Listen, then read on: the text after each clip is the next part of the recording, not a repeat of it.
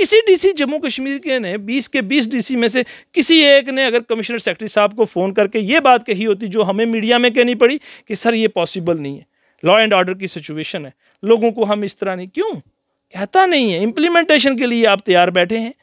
और आज देखिए, कल मुझे किसी ने फ़ोटो कहाँ से भेजे, रियासी डिस्ट्रिक्ट का एक मोर का एक बहुत दूर दराज गाँव है थुरू, वहाँ पहाड़ों के ऊपर ज़मीन जो है वहाँ से इंक्रोचमेंट हटाई जा रही है। अब देखिए वहाँ क्या है, काचराई वाली कौन सी ज़मीन है जहाँ लोगों का कॉमन भैंस गायें चलती हैं, ह्यूमन जो एनिमल्स हैं ना उनके भी। सरकार को कहना चाहता हूँ ये ज़मीन हमारी है, हम इसी ज़मीन पर कुछ टाइम के लिए आए हैं, 50 साल ज़िंदगी, 60 साल, 100 साल ज़िंदगी, उसके बाद ये ज़मीन यहीं पर रहनी है। यहाँ बहुत लोग आए चले गए, चीफ मिनिस्टर, प्राइम मिनिस्टर होता था जम्मू कश्मीर का, कहाँ गए वो लोग? आज वो लोग कहीं नज़र नहीं आते, क्योंकि ये जो चलती फिरती बहारें हैं, कल यहाँ किसने आना है, किसने चले जाना। कितने चीफ सेक्रेटरी आए, कितने कमिश्नर सेक्रेटरी रेवेन्यू आए, चले गए, कोई याद भी नहीं करता। ये भी आए हैं, चले जाएंगे, सारे किराएदार हैं, कोई ज़ाती मकान थोड़ी है। तो हम गुजारिश करेंगे। आप देख रहे हैं न्यूज़ शहर इंडिया और मैं हूं अरफाज अहमद डैंग। आज की खास मुलाकात में हमारे साथ मौजूद हैं एडवोकेट जुल्करनैन चौधरी साहब। सर, स्वागत है आपका न्यूज़ शहर इंडिया में। शुक्रिया अरफाज साहब। जुल्कर भाई, आपसे एक बात जानना चाहेंगे। जिस तरह से एक पहले ऑर्डर आया जम्मू कश्मीर यूटी एडमिनिस्ट्रेशन के द्वारा, वर्बल ऑर्डर था, हालांकि वो हिदायतें दी गई थी रेवेन्यू डिपार्टमेंट को कि आप जो हैं 3 महीने के अंदर 31 मार्च तक जो है स्टेट लैंड्स और जो फॉरेस्ट लैंड्स हैं वो रिकवर कीजिए। अब कुछ दिन पहले एक रिटर्न ऑर्डर आया है जिसमें बिदूरी साहब ने ये कहा है कि 31 जनवरी तक जो है सारी स्टेट लैंड्स का काचराई और रोशनी वाली जो ज़मीनें हैं उनको जो है आप रिकवर कीजिए। अब शाम को एक वर्बल स्टेटमेंट आता है बिदूरी साहब का, वो कहते हैं कि जो रोशनी है या जो मामलात कोर्ट में पड़े हुए हैं या जो छोटे छोटे घर हैं, छोटी छोटी ज़मीन जिनके पास है, एग्रीकल्चर है, उनको हम नहीं छेड़ने वाले हैं। तो ये सारा कुछ चल क्या रहा है? ये कन्फ्यूज़न लोगों के बीच में आज एक बन चुकी है, लोग बहुत ज़्यादा परेशान हैं, रातों की नींदें लोगों की हराम हो चुकी हैं। ये जो इस तरह के कन्फ्यूज़न से भरे हुए ऑर्डर्स जो हैं पास किए जा रहे हैं। पहले तो आज लोहड़ी है, हम पूरे देश के वासियों को और ख़ास करके जम्मू कश्मीर की जनता को और मेरे डुग्गर प्रदेश जम्मू के लोगों को हम लोहड़ी की बहुत बहुत मुबारकबाद पेश करते हैं। देखिए, आपने बिल्कुल ठीक कहा कि सरकार ने इस किस्म का फ़ैसला किया था और हमारे जो चीफ सेक्रेटरी साहब हैं अरुण कुमार मेहता जी ने एक मीटिंग्स ली और उस मीटिंग में ये तय किया था कि 3 महीने की डेडलाइन जम्मू कश्मीर के लोगों को नहीं बल्कि अपनी सरकार को दी थी कि आप जम्मू कश्मीर के अंदर 100% इंक्रोच लैंड को वापस ले लें, रिट्रीव कर लें। लेकिन आपने देखा कि वो बात जब अखबारों में छपी, यहाँ आई, उसके बाद हमारे जो कमिश्नर सेक्रेटरी रेवेन्यू हैं विजय कुमार बदूरी साहब, उन्होंने 9 जनवरी 2023 को एक फरमान जारी किया और उसमें उन्होंने इस बात को ऑथेंटिक किया कि सरकार ये काम करने जा रही है। तमाम 20 के 20 डीसी को ये कहा गया कि आप तमाम state land including Roshni land and Kahcharai land जो है उसको वापस ले लें। लेकिन अरफाज साहब, आपके माध्यम से और बाकी दोस्त जो हमारे मीडिया के पत्रकार हैं, जो मित्र हैं, उनके मुताबिक हमने इस इशू को गवर्नमेंट के सामने रखा, मजबूती के साथ रखा, हमने बात की और हमने सरकार को ये कहा कि आपका ये फैसला गलत है, सरासर इलीगल है, बैड है, आर्बिट्रेरली है in the eyes of law. हमने सरकार को ये बात समझाना चाहिए। जिस बात को समझने के बाद जो आपने कहा है, इस चीज़ को एक क्लेरिफिकेशन लेके आज सरकार हमारे सामने है। देखिए, हमने सरकार को बताया कि इस वक्त जम्मू कश्मीर का रोशनी कानून जो है वो 2 जगह सब जुडिस है। सुप्रीम कोर्ट ऑफ इंडिया के पास भी अभी ये केस पेंडिंग है और वहीं हमारी review petition number 37 of 2020 is pending is sub judice before the high court of Jammu and Kashmir at Jammu as well as in Srinagar bench. तो उस रिव्यू पिटिशन की अभी सुनवाई होनी है। तो आप ये फैसला एक तो इस बात पर नहीं कर सकते। दूसरा, जम्मू कश्मीर की सरकार ने सुप्रीम कोर्ट के अंदर ये स्टैंड ले चुकी है और हमारे additional solicitor general of India जो कि तुषार मेहता जी हैं, उन्होंने ये स्टैंड सुप्रीम कोर्ट के अंदर ले लिया हुआ है कि आप जम्मू कश्मीर के अंदर एक पॉलिसी फ्रेम करने जा रहे हैं, आप किसी किस्म का लोगों के खिलाफ कोई एक्शन नहीं लेंगे। ये हमारी जम्मू कश्मीर की सरकार का स्टैंड कहाँ है? हमारी सुप्रीम कोर्ट ऑफ इंडिया के पास ये स्टैंड है। उसके अलावा साथ साथ हमारा यही स्टैंड हमारी जम्मू कश्मीर के हाई कोर्ट के अंदर रिव्यू पिटीशन में जम्मू कश्मीर की सरकार ले चुकी है। तो आज आप एक यू टर्न कैसे ले सकते हैं? आज आप ये बात कैसे कह सकते हैं कि नहीं जी हम 100% इंक्रोचमेंट हटाना चाहते हैं, और आपने कैसे ये word including Roshni land include किया? चूँकि हमने ये कहा कि ये सरासर गलत है, और मैंने कहा ये फंडामेंटल राइट्स की वायलेशन है, और हमने कहा ये वेलफेयर स्टेट के अंदर इस तरह का फैसला आप नहीं ले सकते। हमने ये कहा सरकार से कि आपका ये फैसला, ये सारा करना बिल्कुल गलत है जम्मू कश्मीर के अंदर। फिर हमने ये भी सरकार से गुहार लगाई कि आप इस आर्डर को रिव्यू करें, इस आर्डर को वकेट करें, इस आर्डर को रिवोक करें, इस आर्डर को विड्रॉ करें।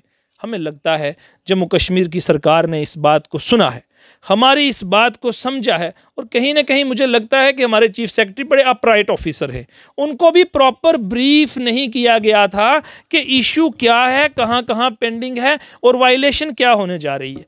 तो अल्टीमेटली सरकार ने, जब हमने ये बात सरकार के सामने रखी, अब सरकार ने इसके ऊपर निर्णय लिया है, हमारे इस आर्गूमेंट को कंसिडर किया है, because it's a valid argument, ये लीगल आर्गूमेंट है। तो सरकार ने ये फैसला लिया है कि हम अब किन लोगों के खिलाफ कार्रवाई करेंगे और किन के खिलाफ नहीं करेंगे, ये बात हम जनता को बताना चाहते हैं।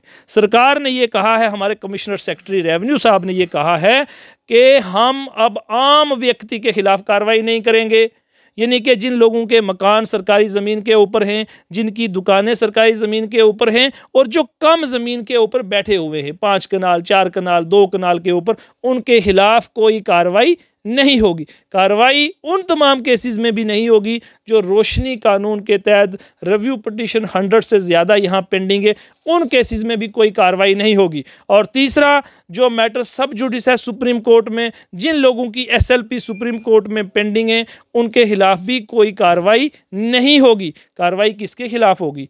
उन्होंने ये कहा है कमिश्नर सेक्रेटरी रेवेन्यू ने कि कार्रवाई होने वाली है बड़े बड़े बिग विग्स के खिलाफ, बड़े लैंड माफिया के खिलाफ, बड़े जिन्होंने चंक ऑफ लैंड को ग्रैब करके रखा है। हम कार्रवाई सिर्फ उनके खिलाफ करने जा रहे हैं, लेकिन इन लोगों के खिलाफ जिनकी हम नुमाइंदगी कर रहे थे, जिनकी हमने वकालत की, जिनके लिए हमने सरकार को कहा, सरकार कह रही है कि एट लीस्ट हम इनके खिलाफ कार्रवाई नहीं करने जाएंगे, और ये एक खुश आइन कदम है। लेकिन मैं सरकार से फिर गुजारिश करूंगा कि ये जो आप पार्टिकुलर मखसूस मीडिया कर्मियों से आप बात करते हैं, आप किसी 1-2 अखबार के नुमाइंदों से बात कर लेते हैं, किसी 1-2 पोर्टल के नुमाइंदे से बात करते हैं, ऐसे नहीं। बदूरी साहब, जिस तरह आपने 9 जनवरी 2023 का आर्डर पब्लिक डोमेन में लाया था, ये भी सिंगल पेज का आर्डर, ये जो डायरेक्शन आपने दी है, इसको भी ज़रा लाइए, सो दैट दूध का दूध पानी का पानी हो, और जो लोग परेशानी के आलम में हैं उनको हम बता पाएँ कि भाई साहब आपके घरों को कोई डिमोलिश नहीं होगा, ऐसे तो आपने कहा है। लेकिन मैं ये कहना चाहता हूं कि 20 के 20 डिस्ट्रिक्ट्स के अंदर हम इस आपकी वर्बल डायरेक्शन की इम्प्लीमेंटेशन चाहते हैं। हम चाहते हैं ये जो आपकी वर्बल डायरेक्शंस हैं, इसको लेटर एंड स्पिरिट में इम्प्लीमेंट किया जाए। मुझे किसी डिस्ट्रिक्ट से ये आवाज़ नहीं आनी चाहिए कि हमारे किसी भाई का, हमारे किसी बुज़ुर्ग का आपकी एडमिनिस्ट्रेशन ने एक ईंट भी उखाड़ा है, एक भी किसी के घर को आपने डिमोलिश किया है, क्योंकि आपको कानून इस बात की इजाज़त नहीं देता। आपको सुप्रीम कोर्ट की कैटिना ऑफ जजमेंट से आप किसी का मकान नहीं गिरा सकते। अभी आपने देखिए, मैंने रेफ़र किया था हल्द्वानी का केस, उस केस के अंदर सुप्रीम कोर्ट ने यह तय कर लिया है कि right to shelter is a fundamental right. और वहाँ जब हम आर्टिकल 21 की बात करते हैं, राइट टू लाइफ, तो right to life means right to life, a dignified life. उसमें आपको उनको हाउसिंग प्रोवाइड करनी है, पानी प्रोवाइड करना है, बिजली प्रोवाइड करनी है, उनको वो तमाम फैसिलिटीज़ आपको देनी है जो एक आम जिंदगी जीने के लिए हैं। तो आप लोगों का घर न तोड़ें। दूसरी बात जो आपके माध्यम से मैं 20 के 20 डिस्ट्रिक्ट से के DC से भी ये कहना चाहता हूँ कि आप भी अपना एप्लीकेशन ऑफ माइंड करें। देखिए, हर आर्डर को आप इंप्लीमेंट करने के लिए चीफ सेक्रेटरी साहब ने कह दिया, कमिश्नर सेक्रेटरी साहब ने इंप्लीमेंट कर लिया, डिप्टी कमिश्नर्स को कह दिया, लोगों में अफरा तफरी का माहौल नहीं बनाएं, यहाँ लॉ एंड ऑर्डर की प्रॉब्लम क्रिएट नहीं करें। ऑलरेडी जम्मू कश्मीर की जनता बहुत सारे मुद्दों के साथ परेशान यहाँ बैठी है, यहाँ कोई पॉपुलर सरकार नहीं है। तो आप इस किस्म की कोई भी काम ना करें जिससे मेरे लोगों को नुकसान हो, और हमें किसी डिस्ट्रिक्ट से आवाज़ नहीं आनी चाहिए और कहीं पर भी लोगों को नुकसान नहीं होना चाहिए। यही आज हम समझ रहे हैं, यही हमारा आज मानना है। साहब, जिस तरह से ये 9 जनवरी को जो एक ऑर्डर निकला, रिटर्न में निकला, अब मानने क्या होगा, माना क्या जाएगा? जो वर्बल स्टेटमेंट जो बिदूरी साहब का आया है उसको माना जाएगा, या जो रिटर्न में डीसीज के पास जो ये रिटर्न ऑर्डर गया हुआ है उसको माना जाएगा? आप ठीक कह रहे हैं, मैंने कहा डायरेक्शंस को भी माना जाता है, लेकिन अगर रिटर्न में आएगी तो ज़्यादा अच्छा हो जाएगा।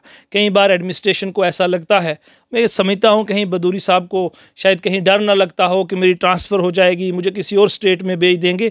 बदूरी साहब, डरने की कोई ज़रूरत नहीं है। जम्मू कश्मीर की जनता आपके साथ है, आप अच्छे फैसले कीजिए, लोगों के हित में फैसले कीजिए, कोई आपकी ट्रांसफ़र नहीं होगी, आपको दिल्ली नहीं भेजा जाएगा, मुझे पूरा यकीन है। जब आप यहाँ रूल ऑफ लॉ की इम्प्लीमेंटेशन की बात करेंगे, गरीब आवाम की बात करेंगे, आम जनता की बात करेंगे, आपको फैसला करना चाहिए लिखित में ये फैसला, क्योंकि ये कोई आपका नया फैसला नहीं है। मैं फिर से रिपीट कर रहा हूँ, ये ऑलरेडी हमारी जम्मू कश्मीर की सरकार सुप्रीम कोर्ट में ये स्टैंड ले चुकी है, रिव्यू पिटीशन में ये स्टैंड हमारा जो है सरकार ले चुकी है। 2 मिनट के लिए मैं ये मान लेता हूँ, मैंने अभी आपको कहा कि सुप्रीम कोर्ट कल दूसरी तरफ चला जाता है। सुप्रीम कोर्ट कल जम्मू कश्मीर हाई कोर्ट के उच्च न्यायालय के फैसले, जस्टिस गीता मित्तल और जस्टिस राजेश बिंदल के इस फैसले को सेट असाइड कर लेता है। आप क्या करेंगे?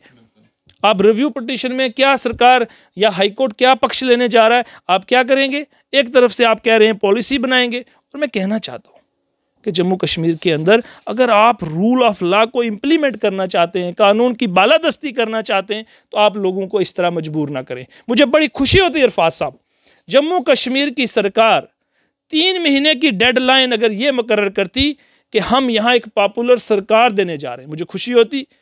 अगर जम्मू कश्मीर की सरकार ये तय करती कि यहाँ हम 3 महीने के अंदर अनएम्प्लॉयमेंट के साथ लड़ने के लिए तैयार बैठे हैं, हम लोगों को रोज़गार देंगे, मुझे खुशी होती।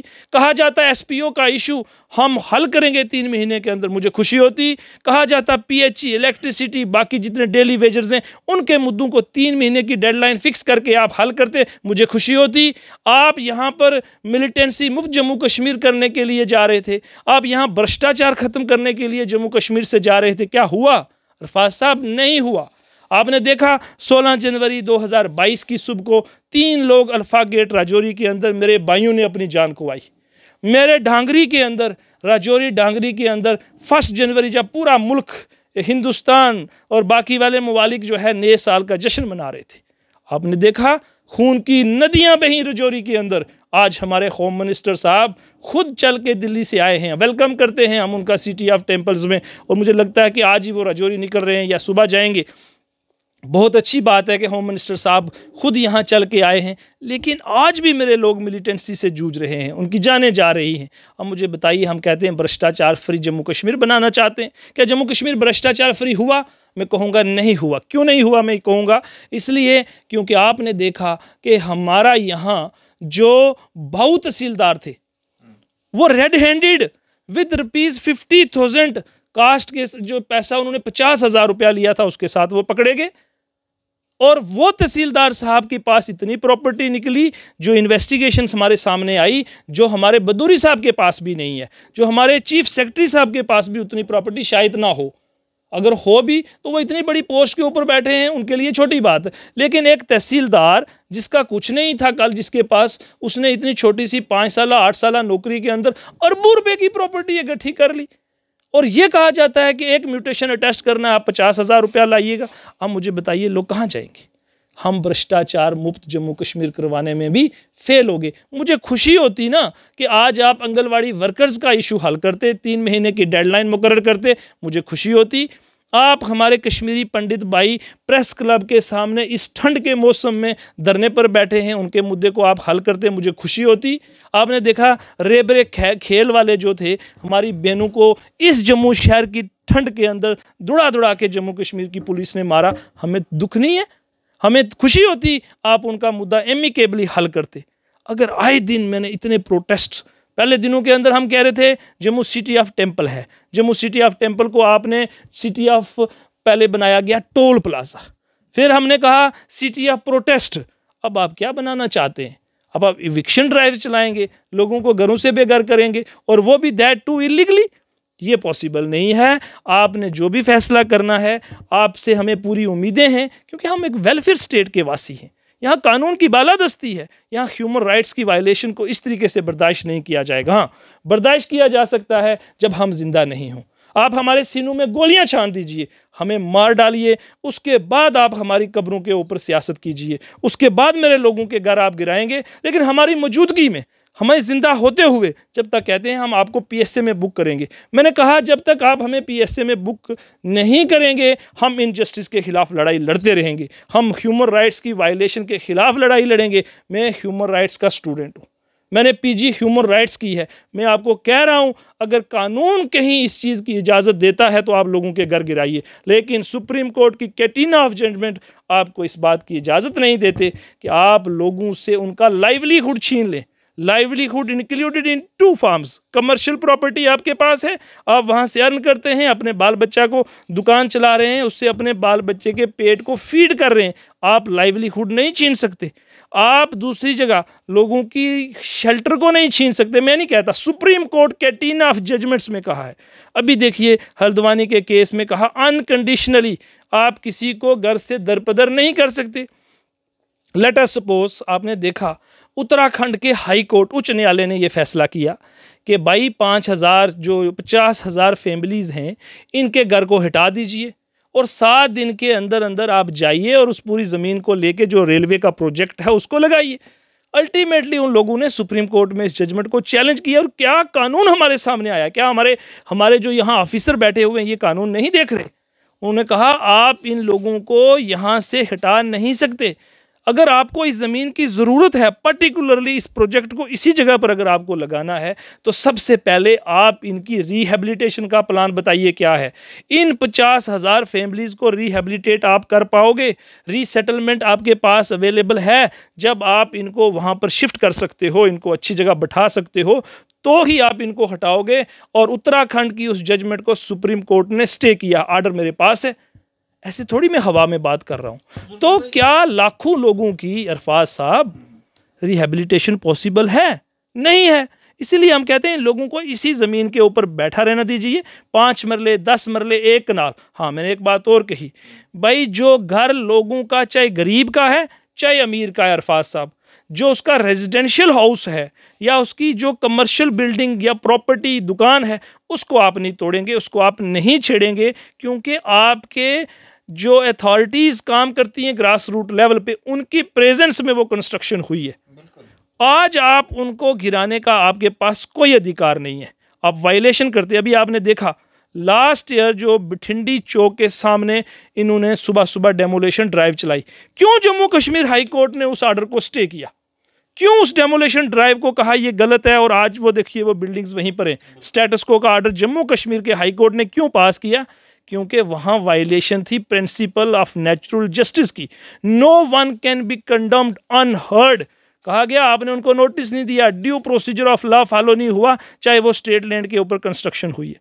जब इनके लोग ग्रास रूट लेवल पे काम कर रहे हैं, कंस्ट्रक्शन इनके होते हुए हुई, आज आप उनका घर नहीं तोड़ सकते। तो मैं वकालत कर रहा हूँ यहाँ होस्टिंग दोनों लोगों की, चाहे वो गरीब की है चाहे वो अमीर की है, चाहे वो 5 मरले पे है चाहे वो 1 कनाल पे है, आप उसकी इस बिल्डिंग को नहीं गिराएंगे। हाँ, अगर आप पॉलिसी बनाते हैं उसमें जो रीज़नेबल अमाउंट जो आपने वहाँ फिक्स करके रखी है, हालांकि हमारे पास एक ऑब्जेक्शन है कि लोग कह रहे हैं कि कुछ एरियाज़ के अंदर आपने रेट बहुत हाई किए हैं।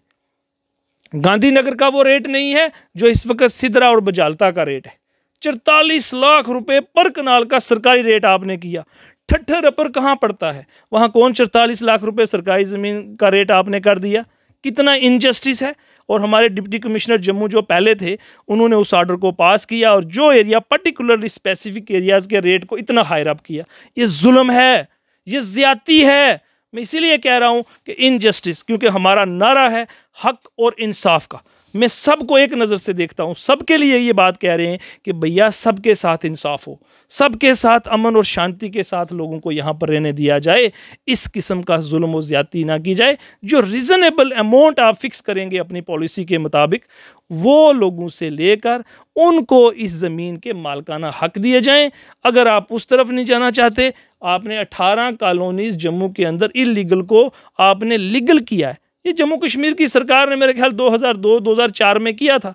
उस पॉलिसी के अंदर अभी भी 11 कॉलोनीज़ की जम्मू की फाइल सेक्रेटेरिएट में पेंडिंग है। कोई उनको देखता नहीं है, क्योंकि आदेश उनको चाहिए ऊपर से। ऊपर से भैया कौन आदेश देगा? हम कह रहे हैं इस किस्म का जो जबर है वो ना किया जाए, लोगों को सेटल किया जाए, लोगों को मालकाना हक दिए जाएं। और देखिए सरकार क्या कहती है। सरकार हमारी खुद ब खुद इंदिरा आवास योजना का मैंने आपको रेफरेंस दिया, जो कि प्रधानमंत्री स्कीम चल रही है, उसके मुताबिक खुद सरकार हाउसिंग प्रोवाइड कर रही है। कि कोई भी देश के अंदर मेरे प्रधानमंत्री, जिनकी मैं बहुत इज्जत करता हूँ, हमारे मोदी साहब, उनको मैं बहुत इज्जत करता हूँ, उन्होंने कहा कोई आदमी छत के बिना नहीं रहना चाहिए। मैं दिल्ली जाता हूँ, पहले हम जाते थे दिल्ली बचपन में तो लोग मुझे स्ट्रीट पे सोए हुए नज़र आते थे, लेकिन आज हम जाते हैं हमें स्ट्रीट पे कोई नज़र नहीं आएगा। मैंने इतने बड़े बड़े उनके लिए जो शेड की शेप में बनाए गए हैं, हॉल बनाए गए हैं, और उनके अंदर वो लोग रहते हैं। उनको एक स्पेस दी गई है कि कोई आदमी स्ट्रीट पर हिंदुस्तान में क्यों सोएगा। हालांकि जम्मू कश्मीर तो बहुत खूबसूरत है, यहाँ कोई भी अभी तक शुक्र है रब का कि यहाँ लोग स्ट्रीट पर नहीं है। लेकिन सरकार क्या लोगों को स्ट्रीट पर लाना चाहेगी? नहीं, सरकार को इन लोगों की इस डिमांड को सुनना होगा। ये जेन्युइन डिमांड है, लोगों को हाउसिंग प्रोवाइड करनी होगी। जो रीज़नेबल अमाउंट है वो आप उनसे लीजिए और उनको उस ज़मीन पर बैठने दीजिए। दूसरी एक बात मैं जो कहना चाहता हूँ, रूरल एरियाज़ के अंदर, गांव और देहात के अंदर हमारे गरीब गुरबा लोग भी रहते हैं, अमीर भी रहते हैं। वहाँ लोगों का एक छोटा सा घर है, 4 कनाल ज़मीन के अंदर वो लोग बैठे हैं, 5 कनाल के अंदर बैठे हैं, या 10 कनाल के अंदर कल्टीवेशन कर रहे हैं। देखिए दो बातें, एक तो उनका घर सरकारी ज़मीन के ऊपर है, दूसरा उनका लाइवलीहुड उस ज़मीन के ऊपर है। राई बाई करते हैं, गंदम मक्की गुजारा करके उस ज़मीन के साथ उसका अटैचमेंट है। कल जो खबर हमें पुंछ डिस्ट्रिक्ट से आई कि ये खबर सुनने से सरकार की एक आदमी को हार्ट अटैक हो गया, वो अपनी जान गंवा बैठा। तो क्या ये जुल्म नहीं है? आप मुझे बताइए, 4% हिस्सा भी जम्मू कश्मीर की ज़मीन जो है वो जम्मू कश्मीर की हमारी जो 1.5 करोड़ की आबादी है वो इस्तेमाल कर रही है। 2011 के सेंसस के मुताबिक हमारी जो आबादी है वो 1 करोड़ 25 लाख समथिंग है। अभी तक हम ये मान लेंगे कि अभी हमारी आबादी 1.5 करोड़ के बराबर है। वो कितना हिस्सा इस ज़मीन का इस्तेमाल कर रही है? बिल्कुल चौथा हिस्सा। बाकी इतने बड़े पहाड़ जंगलात सरकार के पास पड़े हैं। किस चीज़ की आपको इतनी अफरा तफरी, इतनी ज़रूरत पड़ गई है कि आप इस तरह के आदेश जारी कर रहे हैं? मुझे यकीन है कि बदूरी साहब की ये डायरेक्शन जो ओरल में आई है, इसको आप रिटन में लाइए और तमाम डीसी जो जम्मू के हैं 20 के 20 डीसी को इसकी कॉपी कीजिए, ताकि किसी आदमी के साथ नाजायज़ ना हो, उसको तंग ना किया जाए, उसको तकलीफ़ ना हो, ताकि मेरे लोग अमन से, प्यार से, भाईचारे के साथ, शांति के साथ एटलीस्ट अपने घरों में अपनी ज़िंदगी तो बसर कर सकें। शुक्रिया हमारे से बातचीत करने। बहुत बहुत शुक्रिया अरफाज साहब, आपको भी मुबारक हो, क्योंकि आप इतनी मेहनत करते हैं, लोगों की आवाज़ बनते हैं। ये बहुत मुश्किल काम होते हैं, लेकिन इसकी ताकत जो है वो हमारी आवाम है। मैंने कहा था आवाम से कि आप अपनी चीज़ को, अपनी जो प्यार और मोहब्बत है वो हमें इसी तरह देते रहें, ताकि सरकार के साथ बात की जा सकती है। ये कोई बड़ा मामला नहीं है। हमने सरकार को समझाया और सरकार ने इस बात को कंसिडर किया। इस बात की मुझे खुशी है। लेकिन अब हम चाहते हैं इसकी इम्प्लीमेंटेशन भी ग्रास रूट लेवल पे हो। लोगों को डरने की कोई ज़रूरत नहीं है, बल्कि अपनी बात कानून के दायरे में रहकर रखने की और अपने हक के लिए लड़ने की पूरी कोशिश करनी चाहिए। ज़िंदगी बार बार नहीं आती, ज़िंदा होने का मतलब ज़िंदा नज़र आना ज़रूरी है। ये मैं जम्मू कश्मीर की सरकार को कहना चाहता हूँ। ये ज़मीन हमारी है, हम इसी ज़मीन पर कुछ टाइम के लिए आए हैं। 50 साल ज़िंदगी, 60 साल, 100 साल ज़िंदगी, उसके बाद ये ज़मीन यहीं पर रहनी है। यहाँ बहुत लोग आए चले गए, चीफ मिनिस्टर, प्राइम मिनिस्टर होता था जम्मू कश्मीर का, कहाँ गए वो लोग? आज वो लोग कहीं नज़र नहीं आते, क्योंकि ये जो चलती फिरती बहारें हैं, कल यहाँ किसने आना है, किसने चले जाना। कितने चीफ सेक्रेटरी आए, कितने कमिश्नर सेक्रेटरी रेवेन्यू आए, चले गए, कोई याद भी नहीं करता। ये भी आए हैं, चले जाएंगे, सारे किराएदार हैं, कोई ज़ाती मकान थोड़ी है। तो हम गुजारिश करेंगे कि जिस कुर्सी पर हम बैठे हैं उसके साथ हम इंसाफ करें। 20 के 20 डिप्टी कमिश्नर से मैं कहना चाहता हूं, अपनी कुर्सियों पर बैठकर रब का शुक्र अदा किया करो। आपको मालूम है, आपके साथ पढ़ने वाले अभी भी गंगानगर के अंदर, दिल्ली के अंदर, फलां फलां इंस्टीट्यूट के अंदर कोचिंग ले रहे हैं। आपको रब ने मौका दिया, आप डीसी बन गए, आपके साथ लोगों की उम्मीदें हैं।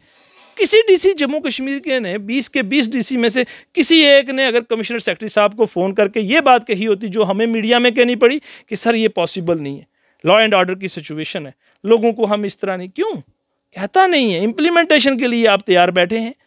और आज देखिए, कल मुझे किसी ने फ़ोटो कहाँ से भेजे, रियासी डिस्ट्रिक्ट का एक मोर का एक बहुत दूर दराज गाँव है थुरू, वहाँ पहाड़ों के ऊपर ज़मीन जो है वहाँ से इंक्रोचमेंट हटाई जा रही है। अब देखिए वहाँ क्या है, काचराई वाली कौन सी ज़मीन है जहाँ लोगों का कॉमन भैंस गायें चलती हैं, ह्यूमन जो एनिमल्स हैं ना उनके भी राइट्स है। कभी मौका मिलेगा उस पर भी बड़ी डिटेल में आपसे बात करेंगे। आप तो ह्यूमन राइट्स की हम बात कर रहे हैं, एनिमल्स के राइट्स हैं, आप उनको नहीं रोक सकते। उनकी चरागाहें वो खुली रखी हैं, पास्चर लैंड्स, आप उनसे कैसे लोगों को बेदखल कर सकते हैं, ये पॉसिबल नहीं है। तो हम चाहेंगे कि यहाँ पर बेटर सेंस प्रीवेल करें, यहाँ लोगों के की बात को सुना जाए जिस तरह आपने कंसिडर किया है। और मुझे पूरी उम्मीद है कि एक बड़ी क्लेरिफिकेशन के साथ हमारे चीफ सेक्रेटरी साहब भी और हमारे कमिश्नर सेक्रेटरी रेवेन्यू बदूरी साहब भी आएंगे, क्योंकि बदूरी साहब आपके साथ हमारे जो है सेंटीमेंट जुड़ा हुआ है, हमारे लोगों की आवाज़ जुड़ी हुई है। इस आवाज़ को आप दबाने की कोशिश नहीं बल्कि उजागर करने की कोशिश करें। चलिए, शुक्रिया हमारे से बातचीत करने के लिए। ये थे हमारे साथ एडवोकेट जुल्करनैन चौधरी साहब। आपकी इस सब पे क्या राय है, आप भी अपनी राय जरूर साझा कीजिएगा। इसी तरह की मजीद अपडेट्स के लिए आप देखते रहें न्यूज़ शेयर इंडिया। मैं अरफाज अहमद, कैमरामैन शाहनवाज के साथ।